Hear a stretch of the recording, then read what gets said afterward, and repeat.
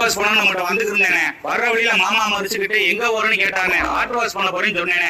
ஏன்டா 150 ரூபாய் தேவையில்லாம செலவு பண்றேன், நான் பண்ணி தரேன்னு சொல்லி கமாய்க்கில இறக்கிட்டாருனே. கழுவிட்டு பார்த்தா வண்டி ஸ்டார்ட் ஆகலனே. ஏன்னு கேட்டா இப்ப போற வண்டிலாம் சரியில்லை, இரு நான் பாக்குறேன்னு சொன்னாங்க.